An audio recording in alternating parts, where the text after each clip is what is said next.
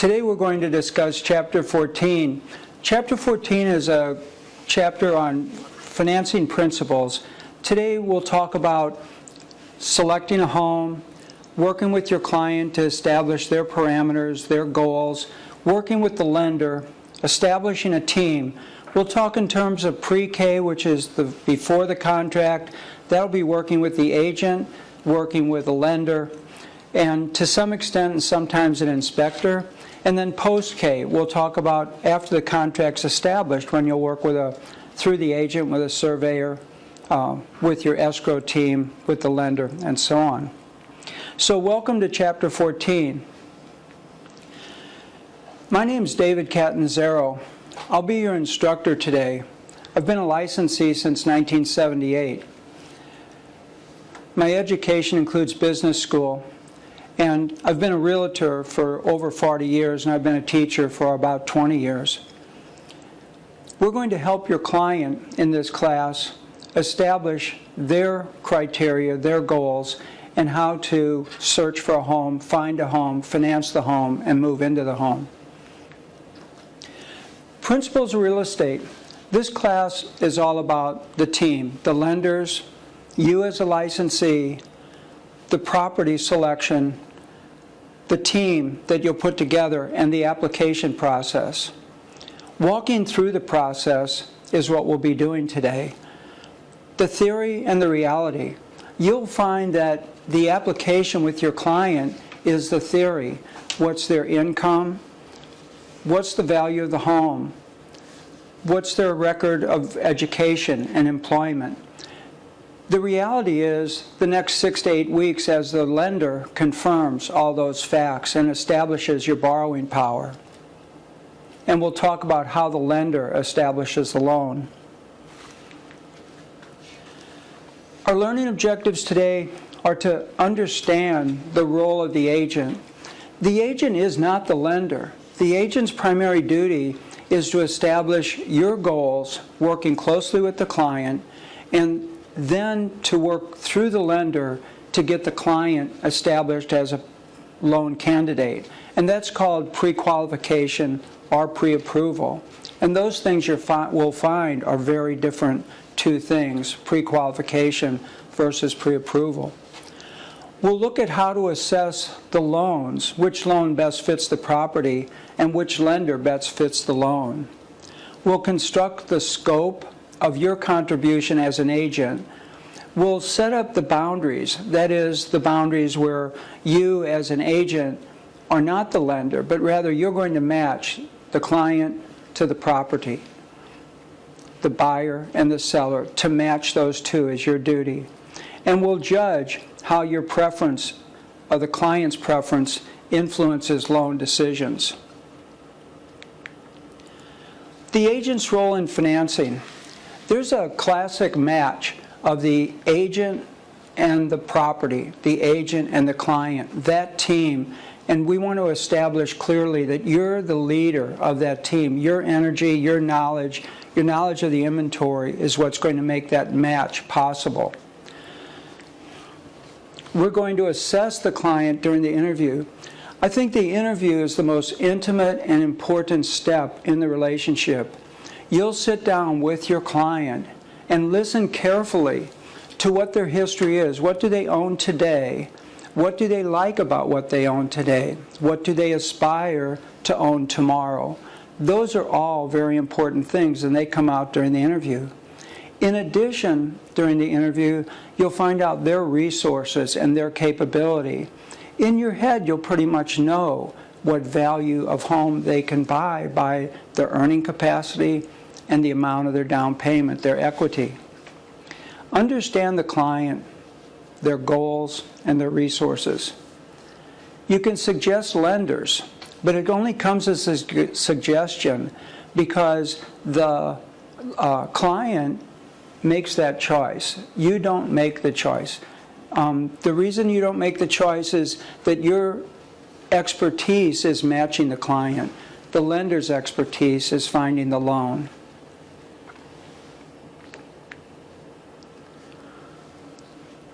What is the agent's role in the financing? it's basically to obey the golden rule, and that is to do unto others as you'd want done unto you. That is to find the home that best fits that client. We look at things like stage of life. Like if a person's my age, over 70, you're not going to fit them with the same home as a person who's 25 or 55. It's a different selection process, and that's got to fit, and you'll find that out during the interview process. You'll construct the search and in accordance with what their goals are. You'll assemble your team and provide the guidance, but always remember you're the leader. You'll make those phone calls when you need to, and you'll provide those emails when you need to. The strategies you introduce will lead to the success. So don't step aside, like listen carefully. If your client wants to lead, make sure you're guiding carefully. And we talked about the pre-K and the post-K. Distinguish why your client wants to invest. Predictable returns, it's an investment property maybe they're looking at for retirement income. Hedge against inflation. A store of value, savings. For most clients, if they have an extra dollar, they want to put it in savings, and that savings can be in real estate. Some clients want the tax subsidy. They give the benefit of depreciation. Today's properties might have depreciation even in the lower levels of $7,000 to $10,000 a year in depreciation that you can claim as an expense. So some clients like the subsidy. Some like the capital gains approach and cash flow, just the turnover of the property. And then you need to know timing. They might be in a hurry, or they might be looking and taking their time. Why are they buying? It's always the client's decision. You assist. The agent never makes the decisions. They choose the properties to see, but it's the client's decision.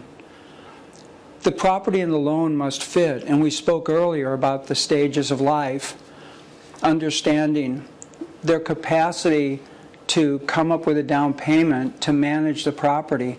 This is especially important whether it's a home that needs work or an investment property they're going to improve. Now, let me turn the classroom over to you. Last week I asked everyone for questions, and everyone came up with questions.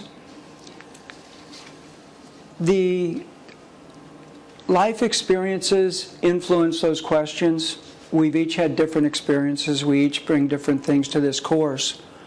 We've done extensive reading, both in books and for pleasure. We've observed how other people have succeeded in real estate. We've done our own problem solving and become very good at it. We've been through many discussions and debates about real estate. So let's begin with your questions. The first question I had from people was, how does someone obtain pre-approval for a loan? Whose question was that? Mine. Charlene, you want to state the question for the class? I was asking, how does someone obtain a pre-approval for a home loan? And then what you said earlier was there's a difference between pre-qualification and pre-approval. So I'm not sure what the difference would be there. Okay, great question, Charlene. Okay, so just to repeat the question for the class, Charlene would like to know how you go about getting pre-approval for a loan. It's the first step in the loan process for an agent. And what's the difference between pre-approval and pre-qualification? So let's go through that. Pre-qualification. The application is fundamental to the process. If you think about it, this is the first time as an agent that you're turning your client over to someone else, and you truly do. Like, you go to the team of lenders that you've established through experience or that your agency has approved, and you go to the client and you say, here's 3 lenders that might fit your need, and here's their phone numbers, contact, email information. The lender then receives this email or request and will provide a pre-qualification. You'll give 6 pieces of information which are critical: name, address, property, value of property, and so on. I'll list those for you in a moment. And the lender, within 3 days of the completion of that application, will provide you with a closing or a loan estimate. Loan estimate's quite detailed. Chris, would you pass these out? These are sheets that provide you an insight into what a loan estimate will look like. It will give you your monthly cost, your total cost, and allow you to compare to other people.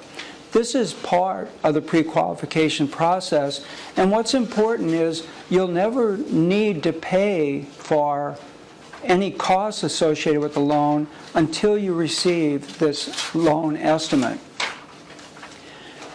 So once the lender on the pre-qualification receives your information, which is your income, employment, education, they'll assess what loan you qualify for. And when they add that to the down payment that you have, you can come up as an agent with the price of the home. Now that's the pre-qualification. What differs from pre-qualification is confirmation of all the information that you've given. They'll look at your credit score. They'll look at the difference between the theory and the actual. The theory is the application. The actual is when they confirm. So to answer Charlene's question, the pre-qualification is what I call theory. It's all the information you provide. The pre-approval is when the lender has confirmed all the information you've given and added the dimensions of the credit score and the value of the property, and then they'll give a pre-approval. Each one is confirmed in a letter. The letter would be addressed to you, and it would say, Charlene is qualified for, or pre-qualified for, and give a value, or Charlene is pre-approved for. And that language will be important to you as an agent. To explain that application process, it's simple and it's quick. It can be done online, it can be done in person, or it can be done over the telephone. You provide the information, and in a moment I'll explain what information you'll need to provide. As the agent, you'll give those lender names to your client, or your client may come to you with the knowledge of which lender they want to use. That basic information is name, income, social security number, address, value, and amount. Under the TRID 3-day rule, that's the Truth in Lending Integrated Disclosure, the lender has to respond to you after a complete application within 3 days and provide the handout that I showed you a moment ago. Charlene, does that answer your question as far as pre-approval versus pre-qualification? Yes, thank you. Any follow-up or any other questions? Well, there was something about when you have a pre-approval, how does that help or not help in negotiating a real estate contract and in the closing? There might be advantages or not. Okay. There's a follow-up question here. Charlene is asking, once you get that pre-qualification or pre-approval, what does it mean to the agent and what does it mean to the seller to whom you're presenting your qualifications? Most agents will tell you that that's the most important thing to accompany the contract. You're going to make an offer as an agent on behalf of your client, and if it's accompanied by a pre-qualification, it's much stronger. Many sellers might not distinguish between a pre-approval and a pre-qualification, but if you attach a pre-approval to your offer, it's much more firm. And in a hot market, a pre-approval can make the difference between acceptance, counter, and rejection. So what's the difference in negotiating with a pre-approval and our pre-qualification? It's night and day, literally. It makes the difference in the strength of your contract and your perception or being perceived as qualified to buy that property. Thank you. Any other questions? Any questions from the class on pre-qualification or pre-approval? I do. James, go ahead. You said theory is an application, and what's the actual is? Well, I talk about it in terms of theory and reality, theory and actual. When you apply for a loan, or James' question is, explain further the difference between theory and actual, or theory and reality. Thanks, James. Okay. By theory, I mean that's what you've told your agent or your lender. You've said, my name is, my income is, the value of the property is, and you've explained each of these things to your lender. The lender then goes to confirm what you've said. What is your income? You'll see later there's a VOE, verification of employment. When you apply for a loan, the lender sends to your employer a VOE, and the VOE will ask the employer, what's James' income? How long has he been with the company? The old ones used to ask, and maybe the new ones still do, what are his chances of continued employment? So you have length of employment, earnings, chances of continued employment. In addition, they'll look at 3 months bank statements likely. They'll look at tax returns. So the difference between theory is what you've told the lender, and actuality is what the lender's been able to confirm. Is everything you've said confirmable? You know, maybe you said your income is $10,000 and it's really $12,000. I don't think they're going to look that close, but the lender wants to confirm what you've said in the application. So that's the difference between theory and actual, or theory and reality. And that's why a loan can take 30 days. Does that answer your question, James? Yes. Okay. Any other questions on that subject? Okay. FHA guidelines. Who asked the question about FHA guidelines? How much does it... Rupali, that was your question. Would you repeat it for the class? So my question was, what credit score does a buyer need to qualify for an FHA loan? Okay.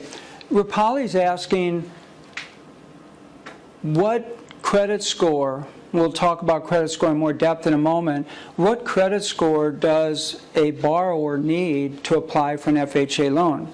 Let me tell you that an FHA loan, we'll cover it in a moment, but just so you know what it is, there's conventional loans and there's subsidized loans. FHA is one of those subsidized loans. It's a little bit easier to qualify for. The considerations on the parameters of qualification are a little bit wider, and there's more understanding. And it's a government-backed loan. It's insured by the Home Loan Association. But to answer your question specifically, 3.5% is a down payment on an FHA loan at the lowest level. And you can go up to 20% down payment on an FHA loan. But these are the parameters for FHA loan, and this came from the FHA website. Now, FHA changes their parameters as the market changes and as competition changes. FHA changes with government regulations and rules. This is 2021, and so this would be true today. With a score of 580 and FICO scores, Fair Isaac scores, of Professor Isaac and Professor Fair, put together algorithms that judge credit.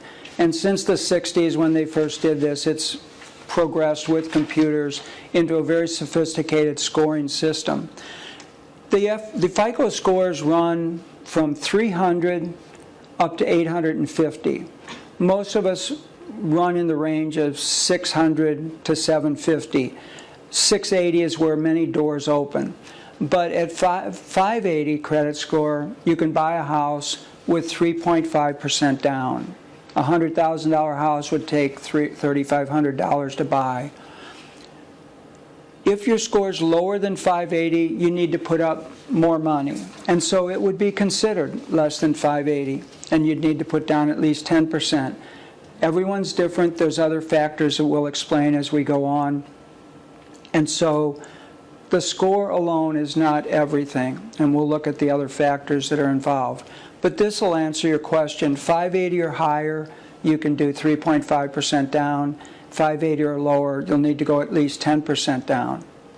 Thank you. Does that answer your question? Yes, it does. Thank you. Okay, thank you, Rupali. Any other questions about this subject? Throwing questions to the classroom or having the classroom ask the questions is called flipping the classroom, and I invite your involvement. If you've got any other questions, just raise your hand and ask. But there's more to FHA loans than just the score. There are a number of scoring agencies. FICO, Fair Isaac has 90% of the market on scoring. Fair Isaac has different scoring models. They have models for hospitals. If you have medical bills, they have personal loans, they have car loans. And so there are different versions.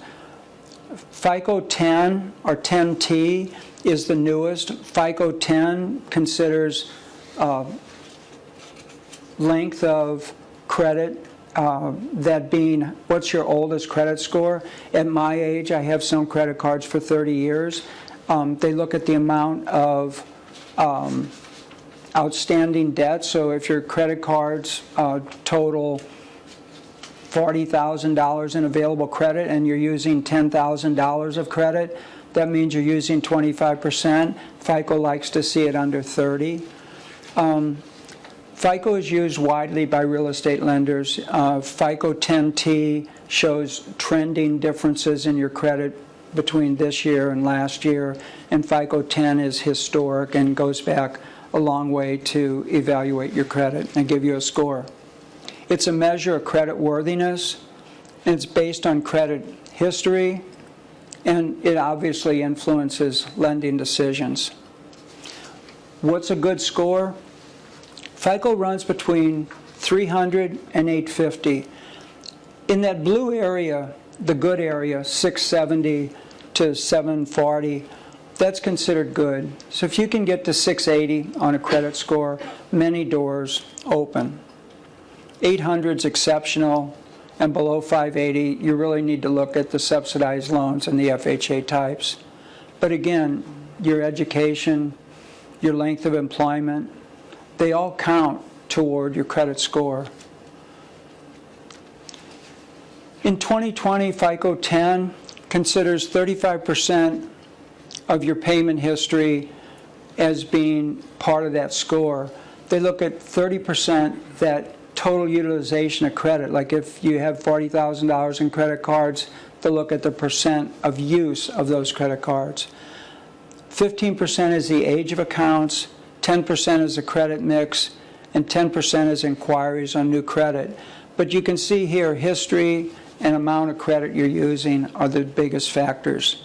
They add up to 65% of your total score. But there's a lot more to go to your score. Your earnings record, your education, your down payment, your ownership history, that is how long you've had your cards, your banking relationships, how long you've owned your property or rental properties. That all goes into a measure of your credit score. There was a second part of that question, though. How do I apply for a loan, and what credit score do I need? We looked at how to apply. Yes, Charlene? Before going to that, as far as the lending evaluation, I was wondering, you hear so much about social media and being used to evaluate different things such as employment, or, and I didn't know whether that played at all into the evaluation by the financial people.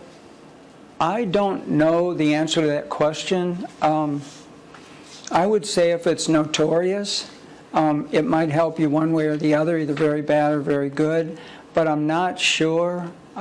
If it helps, if you'd like, I'll look into it. I'm sure there's, as a result of a Google search, perhaps I can find a relationship between lending and social media, but I don't know. I know that a lot of people use the PR value in the corporate world to create an image that'll help in lending, but I don't know on a personal level how it helps or hurts. But I will look it up and I'll get back to you. Well, I think if it was widespread, you probably would know, but it just occurred to me you hear so much about it now. Does anyone have a comment? Charlene's question is, does social media enter into a credit score, or does social media help or hurt a credit application? My answer was, I think if it was notorious, either very, very good, like an Olympic athlete, or very, very bad, sentenced to 20 years down the river, I think that could be a factor. But for the rest of us, does anyone have a comment on how it might help or hurt? I don't think social media plays a factor in deciding if the bank approves loan or not. That's reassuring.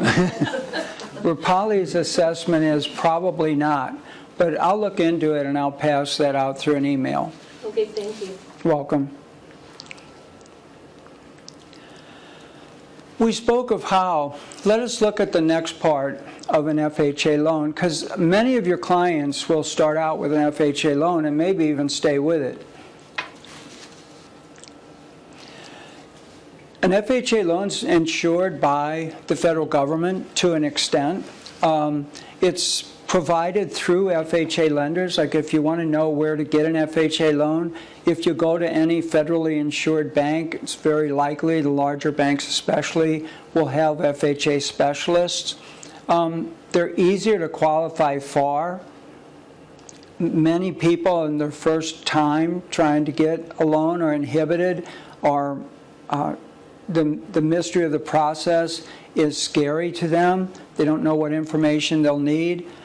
So be assured that an FHA loan is a little bit easier to apply for than a conventional loan. The down payments are less, the judgment, the credit score, everything's just slightly more in tune to the borrower's side. The interest rates are, of course, competitive. You can count on the cost of an FHA loan, but loan being between 3 and 5% of the amount of the money borrowed. And if there's a bankruptcy or foreclosure in your past, it isn't that it's overlooked, but it isn't going to terminate the application. It'll be considered amongst all other factors. It's used for the purchase of a home, but on line 2, you'll notice that you can use it for an investment property as long as the investment property is between 1 and 4 units and you're living in one of those units. There are different types of FHA loans. There's 15, 20, 25, 30-year fixed amortization type loans. That's where your payment includes your principal and interest. Normally, an FHA loan, you'll also include your taxes and your insurance in your monthly payment. The loan limits in this area, and they vary by county, are up to $356,000 loan for FHA single family, and for multifamily you can get up to $1,580,000. The jumbo loans require credit scores of at least 700. We talked about between 300 and 850 being FICO, and an FHA non-conforming loan, meaning it's larger than 356,000, requires a FICO score of at least 700. You can call FHA at 1-800-CALL-FHA, or you can use the FHA call line and request their booklet 4000.1, and that's their single-family housing policy handbook. They also offer a GEM or GEM loan, growing equity mortgage. That's for people who are upwardly mobile. Maybe you've just gotten out of school and you can afford a certain amount of a loan. And in a GEM loan, they will allow lower payments at first, and then every 2 to 5 years they'll scale them up so that the payment increases. There are condominium and mobile home loans. Condominium loans require that the condominium association be pre-approved by FHA. And on mobile homes, they have to be fixed in place. They can't still be on wheels, and they have to be built after 1978. And then a lot of people don't realize that the FHA offers cash out loans. So if you have equity in your home and you want to borrow, you can borrow. And we'll use the cash out refinance loan to explain the parameters of FHA. And we'll do that on the next slide. There's credit score guidelines with all loans. A lender might be told by management, we'll accept loans between 625 and 725 on single-family homes with at least 20% down. That might be one lender. And so if that lender says, well, we can't do it, it might be that the next bank is looking for something that fits your client. So don't give up. Just that's why we use multiple lenders, and lenders will tell you what their parameters are and what they're looking for. Some like commercial loans, some like condominiums, some like single families, and so on. We haven't spoken about the debt-to-income ratio. We'll cover it in more detail, but FHA has what they call a front-end ratio and a back-end ratio. The front-end ratio is your mortgage only compared to your income, and the back-end ratio is all your debt compared to your income. So FHA would like to see your debt-to-income ratio on the front end between 28 and 32%. So let's say your income is $3,000 a month, and let's say we go right in the middle and we say between 28 and 32 is 30. And let's say your income is $16,000 a month, $6,000 a month. So let's say that they'll allow 30% of $6,000 a month, or $1,800, for your principal and interest, taxes, and insurance. Your mortgage payment should be between that amount. Now on the back end, that's all debt: school loans, car loans, personal loans, and that should be between 30 and 36% on the back end. You can talk to your lender as to whether they're going to count principal and interest only or principal, interest, taxes, and insurance only. Maximum loan-to-value guidelines. On a cash-out refinance, at least 20% equity. We talked about 3.5% down and 10% down, but on cash out, you're pulling cash out. So let's say you have a $250,000 house and you owe $150,000, so you've got equity of the other $100,000. They'll let you pull out up to 80% of the value of the house. Value of the house is $250, 80% is $200. You owe $150, so you can borrow up to $50,000 and pull it out of this house, as long as you retain at least 20% equity. They'll look at your payment history. It has to be current and timely for the last 12 months. And they'll look at your lending for home and investment is typical of these criteria. In other words, credit score, debt to income, maximum loan to value, and payment history. That's typical of a lender in their evaluation of a loan. Question 3, how do I buy rental property? Whose question was that? Me. That was James. James, would you repeat your question? Well, thank you for your question first, but would you repeat your question for the class? I was just wondering, how do I buy a rental property? Because I always looking to buy different properties in the near future. Thanks. So I always wondering how that implement me to do that. Okay. Thanks, James. That's a great question. Okay, what James is asking is, how would I go about buying a rental property? He's interested in investing. It's a great question. Well, my approach to investing is get your house in order first. You need an education, need employment, have some savings for a rainy day. The basic necessities of preparation: are you ready to take on the time that it's going to take to invest? Like perhaps you're going to hire management, or perhaps you're going to do it yourself. Are you ready to undertake the responsibilities? And if all those things are in order, then you're ready to invest. So we'll get through the priorities first, and then we'll move on. It's a decision to buy or not to buy. It's like every other decision. It takes place every day, except I always compare it to like having a baby. You're going to have this house for 20 years, for 30 years, for 50 years, whatever it is, you've accepted responsibility for something new. And so are you ready for this long commitment? Some people will flip houses. That can take a year, 6 months, 2 years, and some people will hold for long term. First time requires professional assistance. It's a huge commitment. It's the biggest thing you'll buy in your life in most cases. And so you want professional help. And hopefully you interview agents, or they interview you if you're the agent, and they select the person that best fits them. You'll need the capital to invest. You'll need supportive resources. If you've got a girlfriend, if you've got a wife, if you've got a husband, if you've got an uncle and aunt, somebody has to be there to help because it's a big job. And finally, you have to meet the qualifications.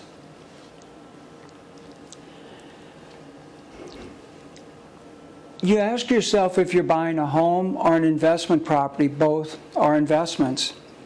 What type of housing? Condominium, a lot of things are taken care of for you, but there's homeowners association or condominium fees. Multifamily, you might have to deal with tenants, although you can give that to a management company. What's your intent? Like, how long are you going to hold the property? Are you going to flip the property? Are you handy? Does it need work? Do you have the capital to do the improvements to maintain its value? Remember, real estate's not liquid, not highly liquid. If you need money from your real estate, even if you try and borrow versus sell, it could take you 45 days. So you might want to take out a home equity loan the moment you do your primary loan to have a little bit of cash should you need it. Are you going to pyramid the property? That is, develop the property long enough that it's got equity in it that you can borrow that equity and buy the next property? Or are you going to take it into a portfolio of properties and hold it for the long term? I'm a big fan of buying and holding, but I've seen people make a lot of money on flipping, but that's not my personality. I like to buy and hold.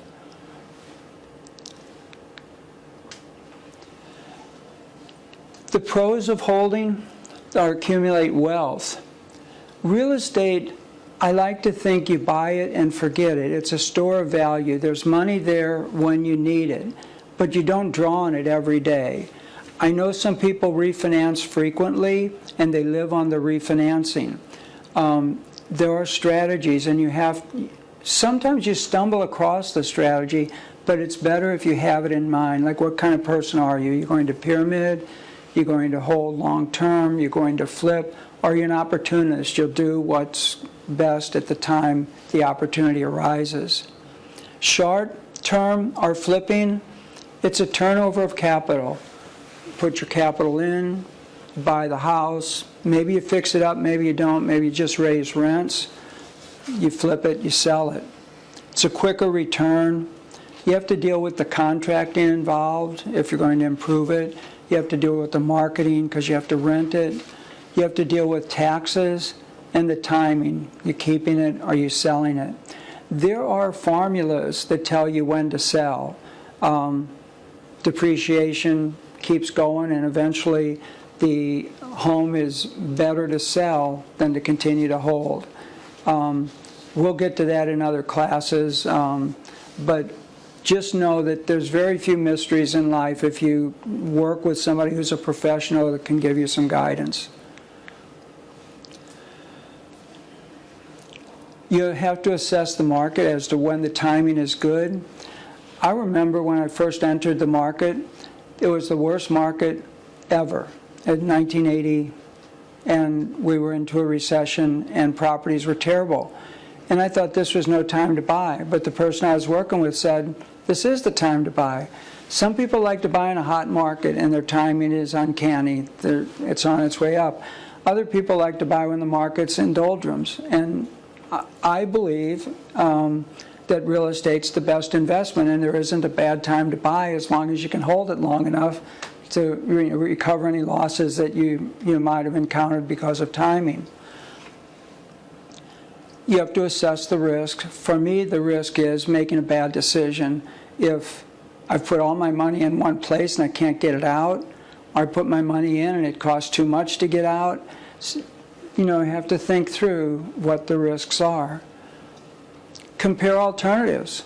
James, I know you, and I know you know a lot about cars. Maybe buying a car at X and selling it at Y is a great opportunity to make a few dollars.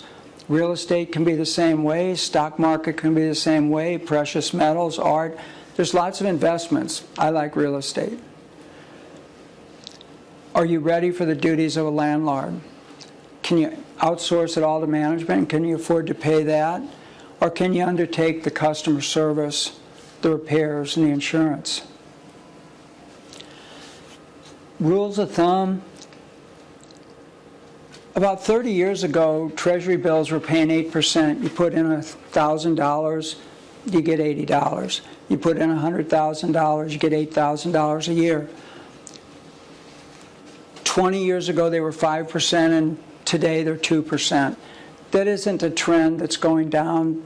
Interest rates will rise, and so will Treasury bills. But if you invest and your return on investment is about the same as a Treasury bill rate, we call that the riskless rate. There's no risk investing in the U.S. government. If I had a choice of investing in the U.S. government or buying a house, I'd probably invest in the government. However, I've never invested in Treasury bills. I've always bought real estate. 2 times is a normal rate of return. When when Treasury bills were at 8%, normal return was 16 on real estate.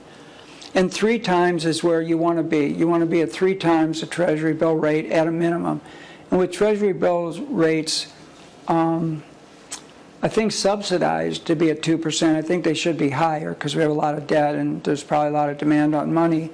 But I wouldn't say that 3 times 2% being 6% is a great return today. But typically 3 times the Treasury bill rate's a great return. We look at hurdle rates. GRM is gross rent multiplier, COC is cash on cash, and ROI is return on investment. And so when we look at GRM, we look at a comparative market.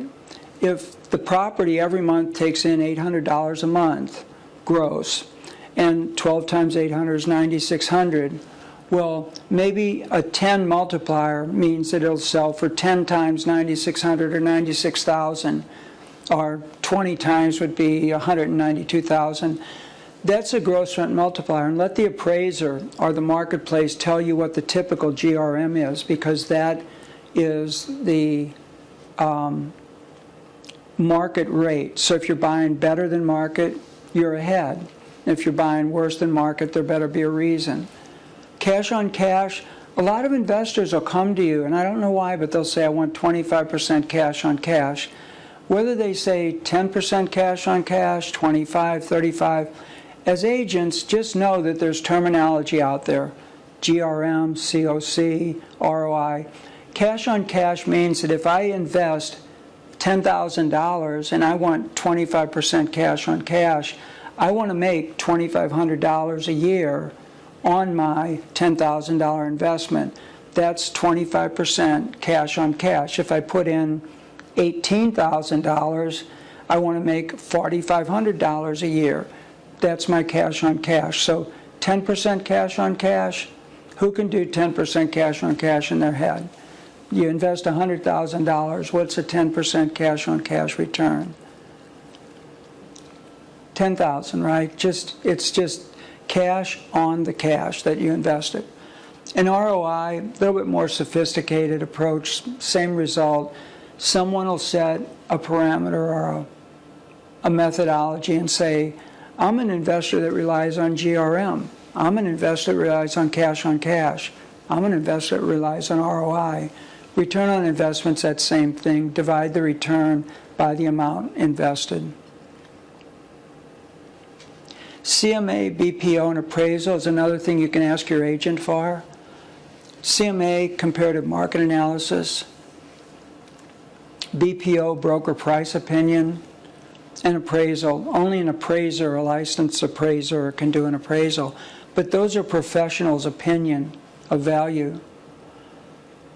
We use these standards to determine what's a good buy and what's not. And remember, values change. What you bought 2 years ago is not priced the same. Hopefully it's gone up. But be aware of value. Like, study the market for a long time and understand that the market has standard prices that it's come to accept, but there'll always be outliers, something really low and a value, something overpriced. And then you get to negotiations. This is client-directed and agent-assisted. And now we get to some numbers. I want you to know that the numbers are not important. What I'm about to go over in numbers is nothing to memorize. It's only to understand that someone can help you determine what these numbers are and if they're good or not. Today's mortgage rates might be 4.5%. The mortgage factor associated with 4.5% is in books and it's published. You can find it in Google search. It's 0.005. So you pay $507 every month for borrowing $100,000. You can ask an insurance professional for the cost of insurance. It's roughly 2% of the value of the house. I used 1.75% on a $100,000 home. There are real estate taxes. Sometimes they're 1%. They're high at 2% of the value of the property. But I used $90 a month. There's maintenance costs for a house. There's reserves required to support the house. There's always a surprise bill. Washer and dryer broke. The roof leaks. The gutter downspout fell. There's always something to spend money on. So for every $100,000 you buy a $100,000 home, you're going to spend $972 with this model. Now remember, I'm at 4.5%, so the biggest number, $507 a month, is going to change by the interest rate. But I'll show you what that means to you. And again, I don't think the numbers are important. I think what's really important when you leave the room is that there is no mystery to making money in this particular case. You can kind of put a pencil to it, hire help, call for help, and get an answer. So perhaps you can put down 3.5% in an FHA on a $100,000 house. That'd be $3,500. Or perhaps you could put down 20% on a $100,000 house, and that would be $20,000. So we just saw that you're spending $972 a month. If you want to make 20%, then you need to make $700 a year because you've put in $3,500. 20% of $3,500 is $700. So you need to make $58.33 a month. Add that to your $972 that you have to pay, and you're going to have rents of $1,030. So you ask yourself, can my neighborhood afford $1,030? And then you can make 20% on your cash. So that would be that COC model, cash on cash. I'm going to make 20% on my $3,500. Take that to a $20,000 down payment, and now you need to have rents of $1,305. But of course, that 4.5% could have changed, and then the whole number set would change. But the risk is the possibility of being wrong in this case. Like, what if you thought you could get $1,305 and you can only get $972? Then you're going to tread water for a while because that's your underlying note. So, can you afford that variance? How long can you carry that property? But it's not the numbers. They don't matter. The numbers really don't matter. All that matters is that you know there's a process and someone can help you through that process. You can assign that duty or you can hire that expertise. In the end, your client is responsible. All you're trying to accomplish is some knowledge that you know how to direct a person toward success. So yours, James, was a complex question. Yours was the shortest question of any question submitted to me. I think it had 8 words in it, but it was the longest answer that was required. The priorities, again, you set your priorities: education, employment, your health. What are your goals? Is it a home or is it a second property or a third property? You set measurable goals, like you have the rules of thumb now, GRM, cash on cash, ROI. What's the rate of return? Is it 1 times the treasury bill, 2 times, 3 times? Then there's hurdle rates. Hurdle rates are set by investors. What the investor says is, I'm not going to do anything unless it's at least, and then there's a number thrown out. Cash on cash at 20%. Rate of return of at least 8. Whatever it is, but in your head you know what you want. And believe me, you got to be flexible, because you'll get 1 of them but not 2 of them. You'll get 3 of them but not 5 of them when you set your goals. Can you find the right property? You need a plan, and find a professional to help.